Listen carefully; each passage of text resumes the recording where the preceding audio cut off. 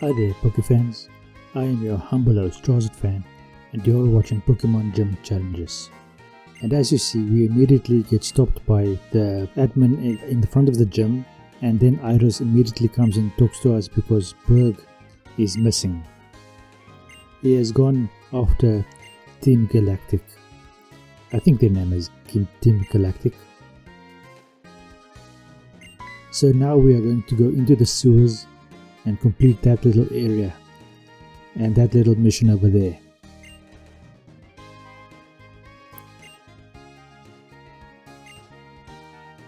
So, here we go. By the way, did you know that there is a little notification bell on my YouTube channel that you can press or click with your mouse pointer?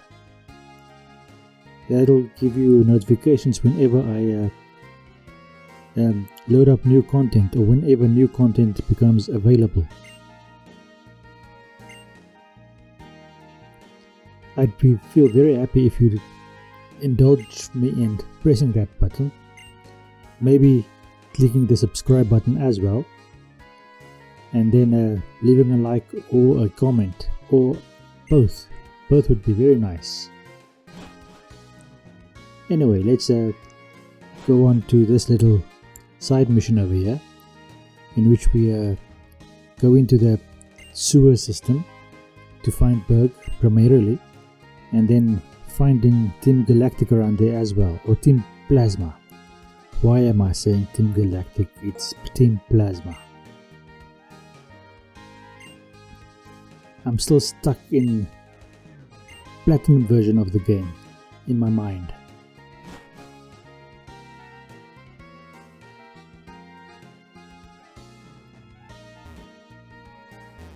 It appears that the video is a little bit jumpy at the moment. I don't know if I did any editing over there, but hopefully it'll be smoother from here on end. Onwards, I mean.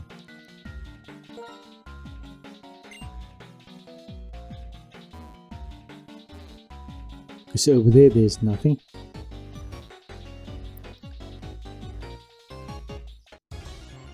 We immediately encounter a Zubat and a Muk. Now not Muk, Grimer. Muk is one of my favorite poison type Pokemon, but currently I don't actually like facing him.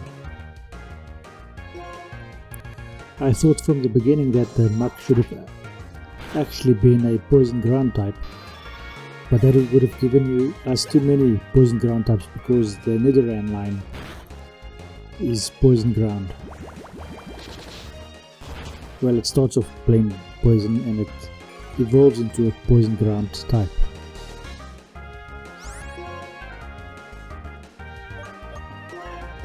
I don't know what you would classify Sludge as. Is it more solid, so like a ground type, or is it more liquid like a water type?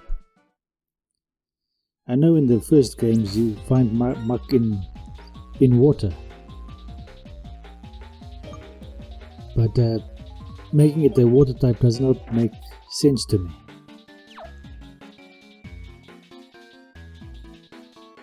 In the newer games, like in the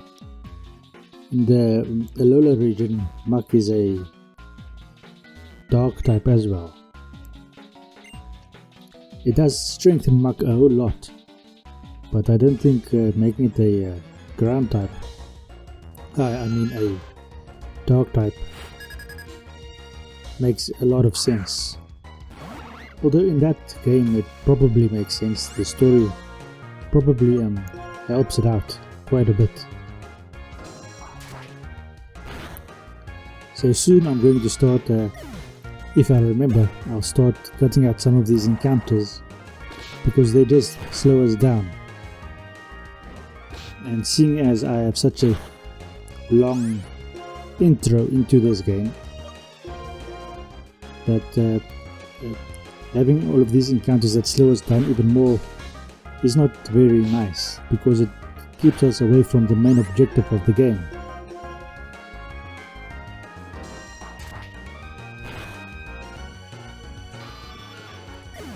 2 more Zubats down. Nabi grows to level 16. I think it evolves on about level 25.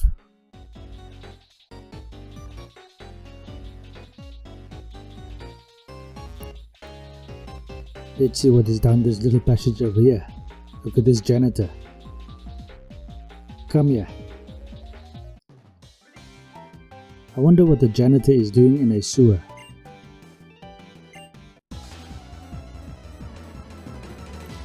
Is that an appropriate place for a janitor to be? They just placed janitors all over the place, regardless of logic.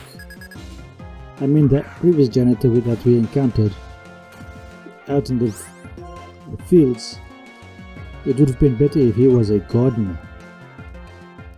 Down here, a sewer worker makes more sense than a janitor. Leave a comment in the comment section below if you have an opinion on this specific subject.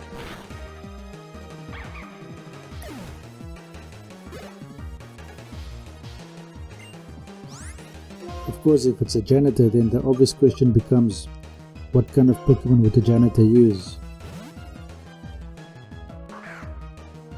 Poison type makes sense, but if you're a janitor and you want to do a proper day's work, maybe a Alolan coughing or muck, not called muck, Alolan wheezing makes more sense, so that it can take care of the poison gas in the sewers.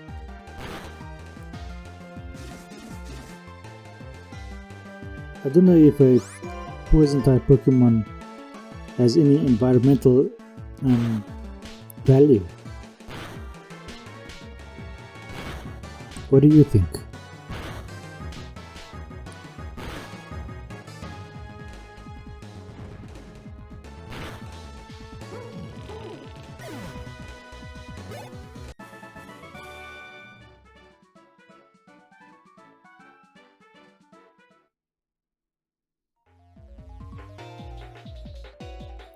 Okay, I was trying to ride with a bike over there, and that is just because I'm pressing the wrong buttons. I was trying to get into my Pokemon so I can switch them around and give someone else a bit of an experience.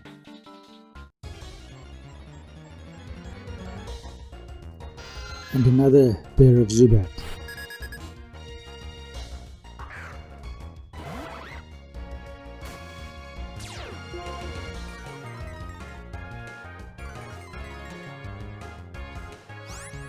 I wonder if it would ever happen that you have Zubat and Woobat in the same colony, or are they just too different? I mean, in real life you don't get different species of bats together, but I'm wondering if you can get two different species of bats in the same area. That would be an interesting change in the whole theme. So you don't encounter a billion Zubat in about 5 square inches, but maybe you encounter just 500,000 of Zubat and 500,000 Woobat, with each consecutive step. Well, it feels like that, doesn't it?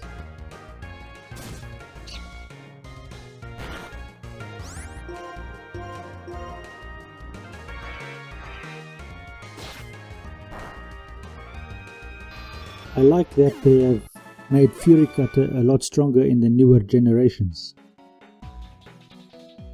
I don't know if it's all that strong in this specific generation, but in later Pokemon games I believe it is a bit stronger than it is when it was first introduced. Maybe its effectiveness is just better.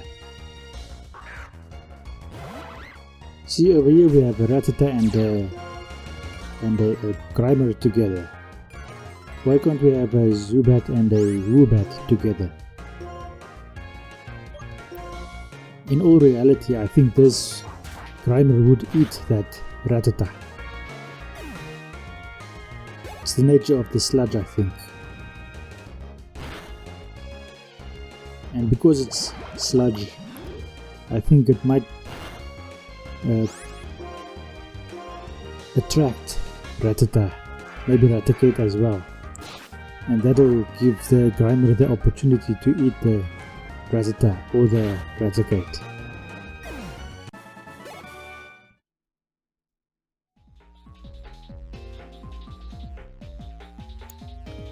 Just the principle of predation. How would that work?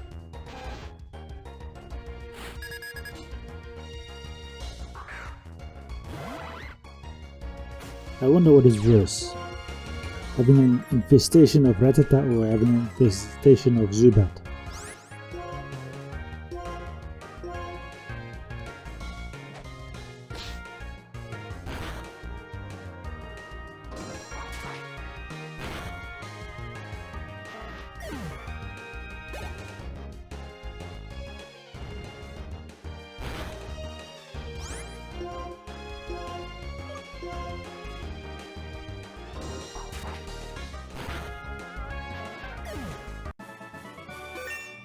So now Growlithe grows to level 16.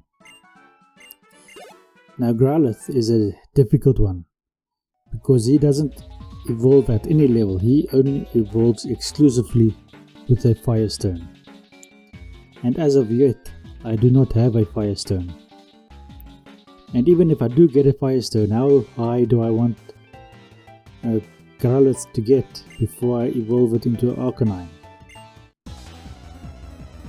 I often go up to the level where it learns extreme speed and some fire attack together on the same level. That is the level at which I usually evolve it.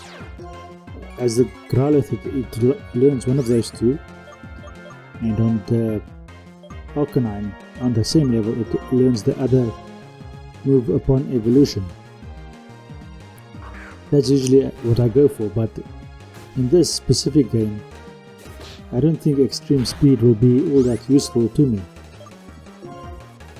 It doesn't actually fit because I want Arcanine to have a fire type attack and a electric type attack in terms of wild charge. So I have a similar fire type attack, Flare Blitz or something like that. And then I wanted to have Outrage as my dragon type attack, and then I think the last attacker is a ground type attack, maybe Earthquake or something like that. Maybe extreme speed might fit in that slot.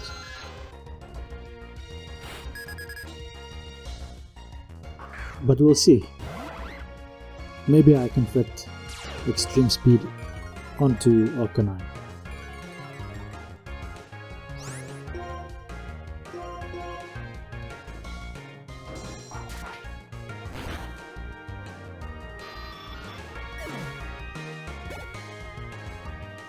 I think I made a few mistakes in this exploration of this sewer system over here, and I'm just encountering a bunch of Zubat and Rattata and other poison types. Funny that I haven't encountered a Coughing yet, but I'm actually looking for Burke, and I think I've gone completely in the wrong direction to try and find him. Or maybe I'm in the correct direction now because of this guy I see over there. Oh, he didn't even fight me. Is he a source, a worker? Or is he one of the bad guys?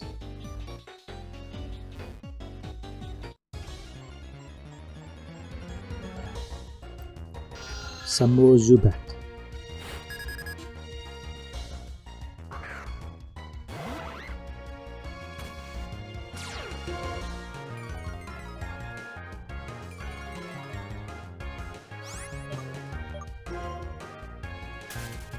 So I just run away. I should have edited that part out because it doesn't help any for the basic story.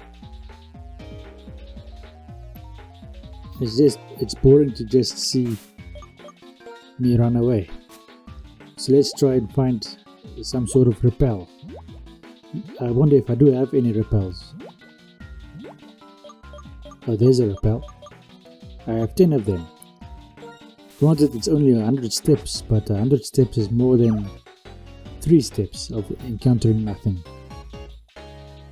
And it literally feels like I only take 3 steps and then something jumps out at me.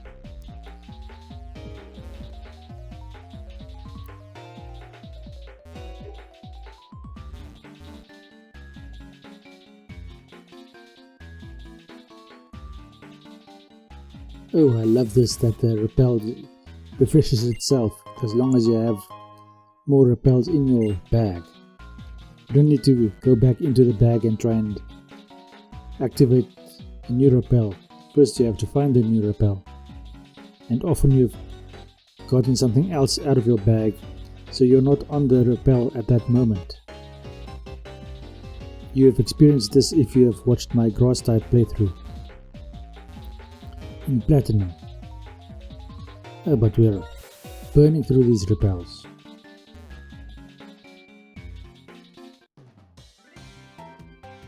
Huh. The sewer worker just turns and sees us.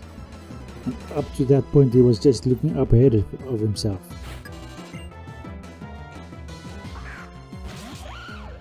Did that say sewer worker? And he has a drill bit. Now I know he catches this drill bit, but as for in sewers, I don't think it makes sense to have a drill bit.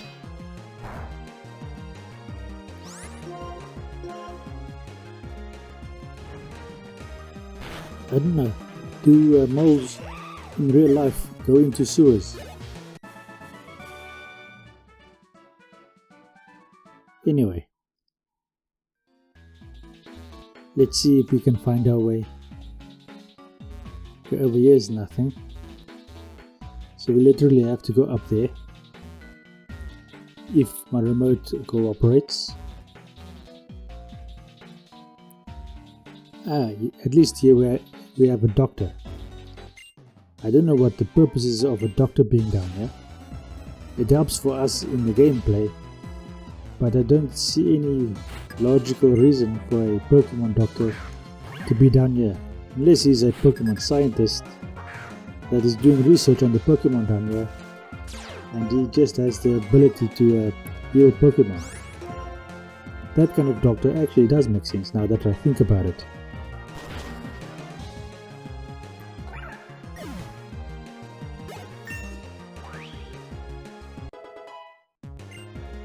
Don't know what kind of research he would be doing, but that is irrelevant. And yes, I do want my Growlithe to learn Flame Wheel. For where I am, that is a very good physical fire type attack. And my Growlithe and Arcanine are physical type attackers.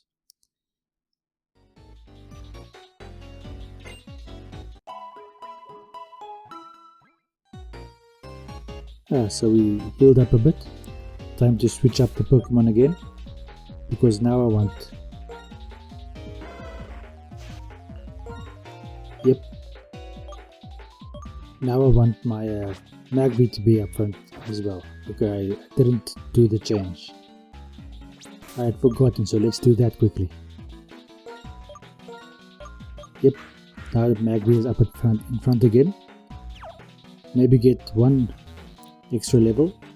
Ooh, we have some leftovers. I wonder if I'll remember to ever use it, because the leftovers, in and of themselves, do good work. Why was I standing still on that one spot for so long? Like, we find this scientist over here. She's gonna send us on a little errand.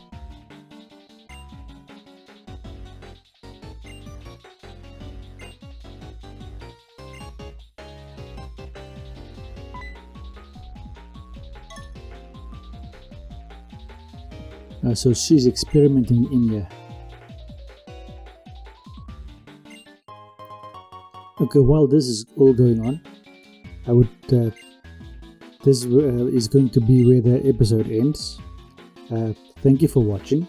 I hope you enjoyed this specific episode, and I hope you enjoy the rest of your day. Please consider subscribing, leaving a like, ringing the bell, and leaving a comment. Thank you and goodbye.